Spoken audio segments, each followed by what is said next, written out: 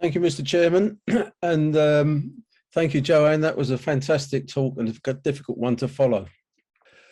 I don't know if you can see on the screen there, but everything I'm going to talk about is available on this website. I'll put details in the chat and there'll be a slide at the end as well, so you can copy it. Okay, off we go. So one day a few years ago, a large parcel arrived from my wife. It was from her uncle in Canada who had copied the 2 volumes of his father's, my wife's grandfather's diary of the Great World War. World War I, obviously. It told the story of a newly qualified doctor who had to forego the normal hospital internship to develop the newly gained medical qualifications. Sorry, I just had a message involving this.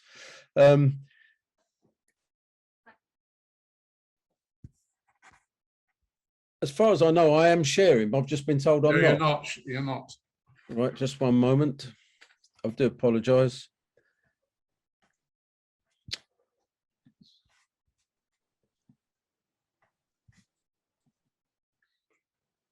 Ah, it's more like it. Sorry about that. Okay, so where was I? So it told the story of a newly qualified doctor who had to forego the normal route of hospital internship to develop the newly gained medical qualifications into the skills gradually learned in the progressing years to form a career in medicine. Instead, he would be thrust headlong into the most intense finishing school possible. Every aspect of human ailment would present themselves in the most intense of forms. In his diaries, Douglas Page tells us how he used his newly gained skills to treat men and women, both military and civilian, for all kinds of injury and illness in the harshest conditions imaginable. As a diary, it's not unique, but diaries are one of the most important sources of information for historians and add vital bits of evidence to create the bigger picture. When reading the stories in a modern context, we have to remember that medical knowledge now has the advantage of over another century of learning. Douglas Page didn't have access to things that we might take for granted, like antibiotics, paracetamol, etc. Although the simple and widely available drug paracetamol was first used in the 1890s, it wasn't commercially available until the 1950s. Some treatments described most definitely would not take place today, and some remedies have since been condemned as dangerous and are banned. Conversely, he was involved in research that would lead to modern improvements in medicine. In fact, it's been claimed that during those 4 years of fighting, that conflict saw some of the greatest advances in medical knowledge of any 4-year period before or since. Douglas Charles Murray Page was born in 1894 to an Edinburgh dentist and his wife. His father, Frederick, always imagined that Douglas would follow him into dentistry, but Douglas decided that he would prefer to study the wider field of medicine with the possibility of becoming a surgeon or physician. At the outbreak of war in August 1914, he still had a year left of his basic studies at the Royal College of Surgeons, Edinburgh, the Royal College of Physicians of Edinburgh, and the Royal Faculty of Surgeons and Physicians of Glasgow. Like many young men, though, Douglas answered the call to arms and signed on with the 18th Royal Fusiliers, a PALS battalion raised through Britain's public schools and universities. It was clear that rather than fighting Germans in France, it would suit king and country better for Douglas to finish his studies and provide the country with another much needed medical doctor. In the summer of 1915, aged 21, Douglas finished his studies and received a commission into the Royal Army Medical Corps.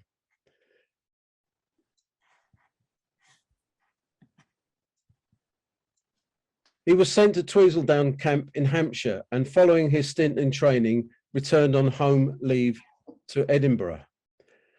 And on the 2nd of December 1915, he received this actual telegram: to Lieutenant Murray Page, 22 Alva Street, Edinburgh, strange spelling, return at once, urgent, Commandant Training Centre, Farnham. Within a couple of days, he'd found himself with hundreds of other men thronging the dockside at Southampton. Here he was assigned to the 38th Welsh Division and the 13th Welsh Fusiliers Regiment and boarded the ship, the Juan Chaco, bound for Le Havre. On board were a total of 300 men, 12 officers and 56 horses. After the short trip down Southampton Water, the captain weighed anchor in the Solent just off Portsmouth. The weather was treacherous, too bad to continue into open sea, and the captain stopped to avoid distressing the horses. It was almost 24 hours before they resumed the journey. After a journey that lasted almost 3 days, Douglas Page eventually arrived in a small village called Glomingen in the Pas-de-Calais. Here he joined up with the 130th St. John Field Ambulance, with whom he would stay until March 1918.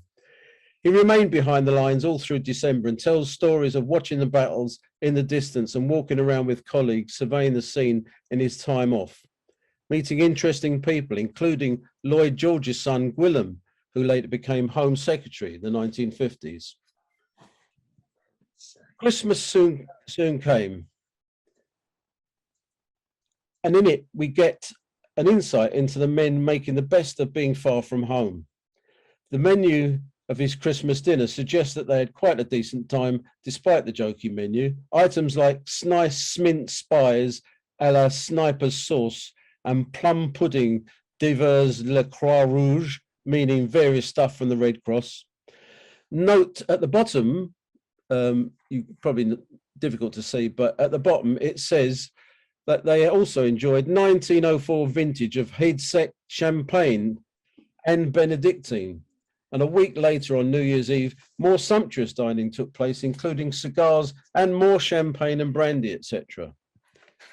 And there's the handwritten and autographed by all the officers that were in attendance, the handwritten menu that they had that night. This is the area on the map. You'll see the area of where he was based. So to the far left, you'll see Glomingen, and to the far right, you'll see Neuve-Chapelle. At the extreme south, you'll see the city of Bethune, and today you can see the A26 motorway that runs all the way down through there. And you'll also see a cross that will, at the bottom, in the bottom right-hand corner, pointing out Windy Corner. This was a place of plenty of action, and we'll come into the story in a second. On New Year's Day, Douglas gets his first look at the trenches before moving onto the front line to experience the first action. He met a Lieutenant Nesbitt, whom he had already become acquainted. Nesbitt had been injured in the Battle of Neuve-Chapelle in the spring of 1915, and on recovery had been given the plum job of officer in charge of the trench railway system in the area. Nesbitt invited Douglas to visit his dugout and tells us, I also met with Lieutenant Nesbitt, who is in charge of 11th Army Corps trench tramways. He was badly wounded at Neuve-Chapelle, close to here.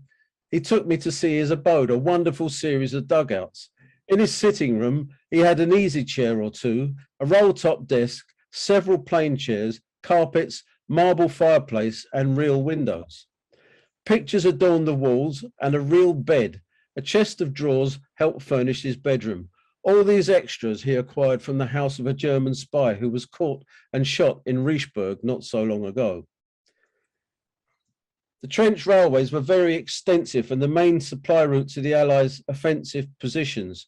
They were built to the 600mm gauge known as the Courville railways, and this map gave some idea of just how extensive they were.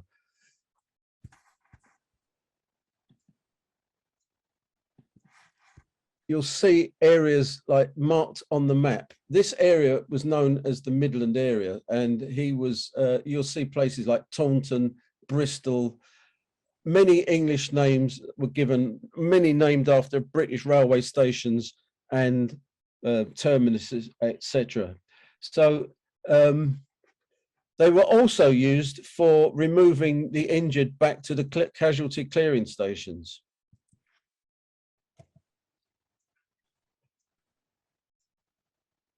At this time, the field ambulance unit was stationed in their casualty clearing station at Neuve-Chapelle. It was based at a badly destroyed Ebenezer farm. And you can see in the picture, that's Douglas's handwriting at the bottom of the picture. And you can tell from his writing that he was clearly a doctor.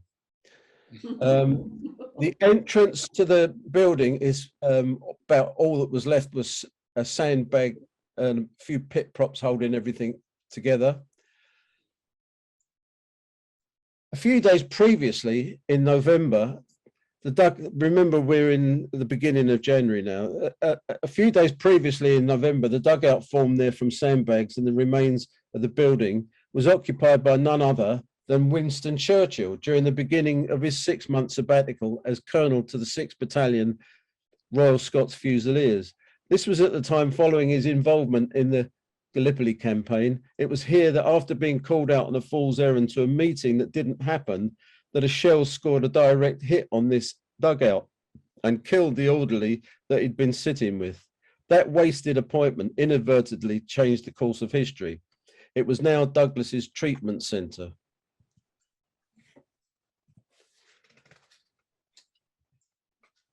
This is Riez-Ballière, a farm south of Etea, where the field ambulance was stationed for a while. It's pictured here with men of the Portuguese army. This is the same place. The Portuguese army taken in 1917 after the British had moved on.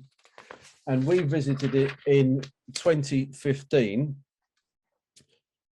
And after wondering why we were there, the owner took us in and showed us around the site, and she told us about the weekly collections of ordnance that still take place.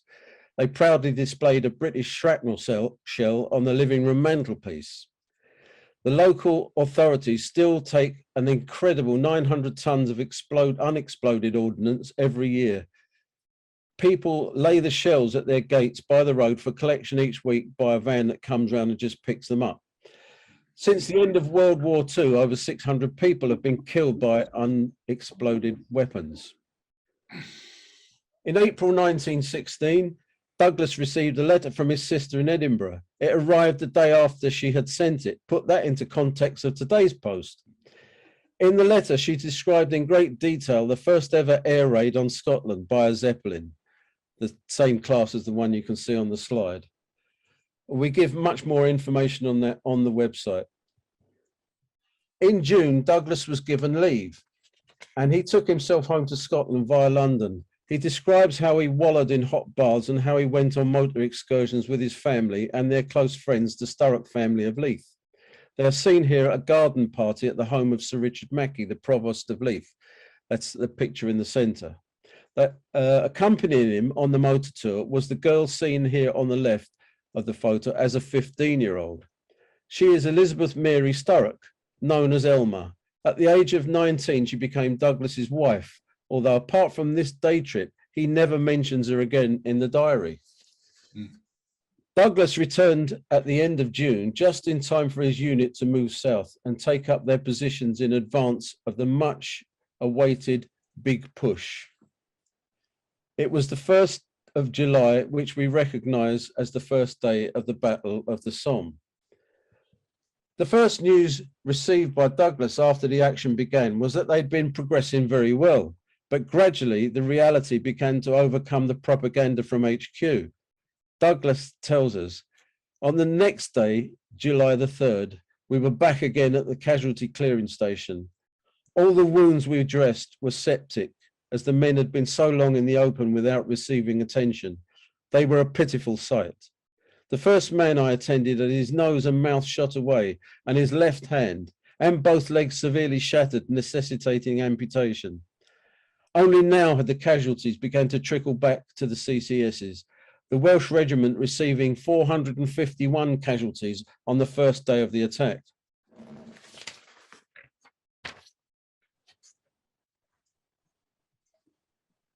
Now in Ypres, after the casualties received by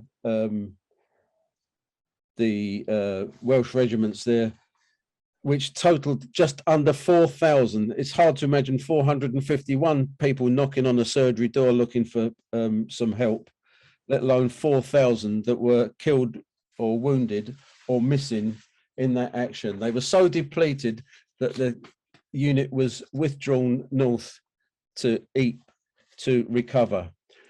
And they were there for practically a year before any further action took place with them. So on the 5th of September 1916, Captain Stokes visited me to ask me to catch a live rat for him. He's investigating Weil's disease or epidemic jaundice, a disease which has been attacking troops on the canal bank and which is thought to be spread by rats. Stokes proved this to be correct. I caught one old diseased rat for him. It was full of tuberculosis and also had the germs of Weil's disease in it. Oh, yeah, yeah. On October the 16th, 1916, Thomas Gibb Gordon Sturrock took off on a reconnaissance flight. Sorry, I've missed a bit out. We mentioned the Sturrocks of Leith a few minutes ago when he was home on leave. The younger Gordon, seen here again, had joined the 2nd and 10th Royal Scots, and from there he volunteered for the Royal Flying Corps.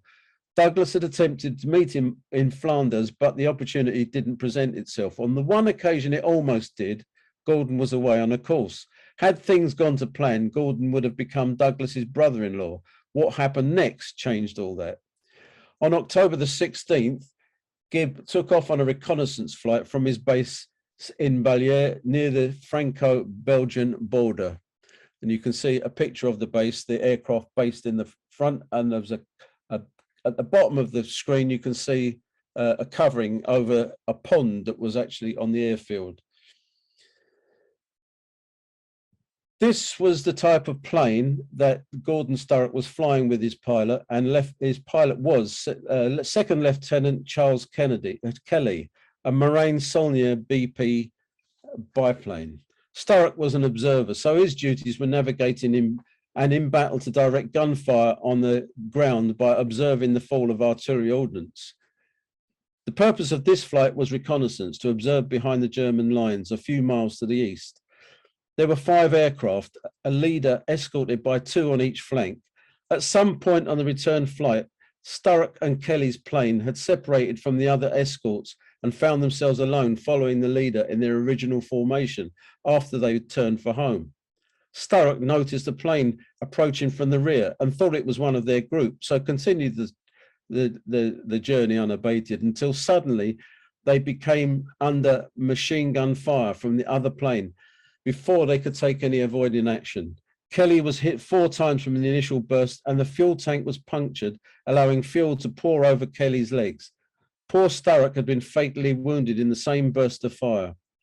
The plane was losing power through the lack of fuel and came down in a field behind German lines where they were quickly taken prisoner before being taken off to hospital.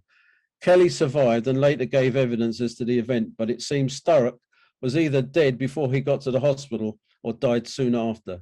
Poor Sturrock may not have known, but had he lived, he would have, of course, become Douglas's brother-in-law. And there's the actual plane after it crashed, surrounded by German officers, and after the men had been removed from the plane. In May 1917, after a lot of research, I actually found out who shot him down, and this was the man that shot them down, Alfred Ulmer. And again, posing by another Marine plane. Most of the planes were built by the French, and both sides shared the same planes, same make of planes. In May, he's promoted to captain, and here's the orders promoting him to captain and giving him his instructions of what to do next.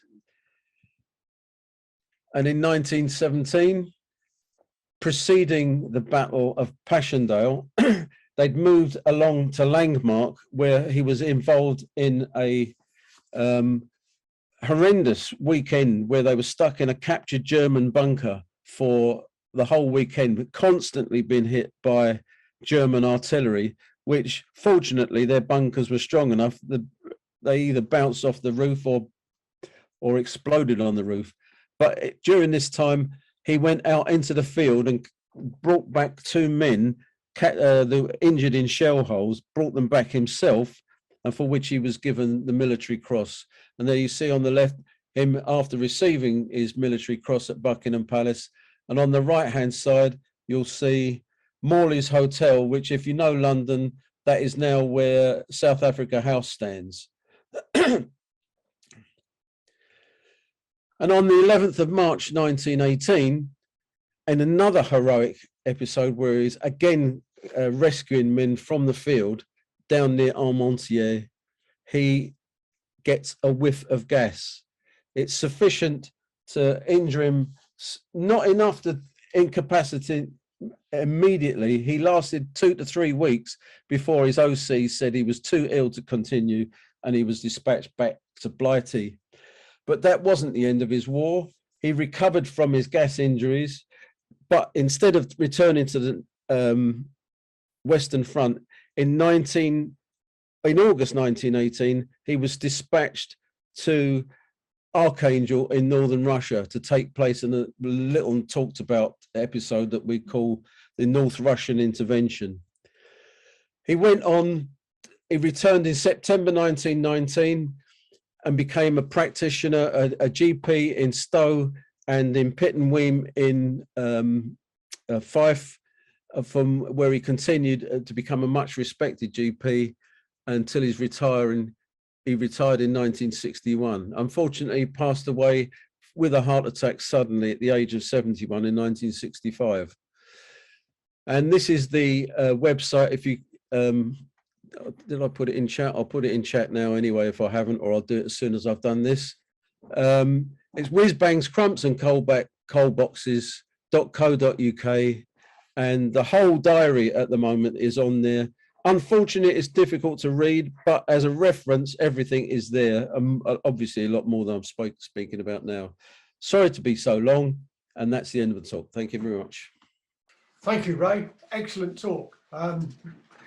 Yeah, I've actually been to many of those places which you talk about. I've been to Langemarck, and I've also been to Mametz Wood, which is where the 13th Welsh were in action between the 7th and the 10th of July 1916. That's it. That's correct. Yeah.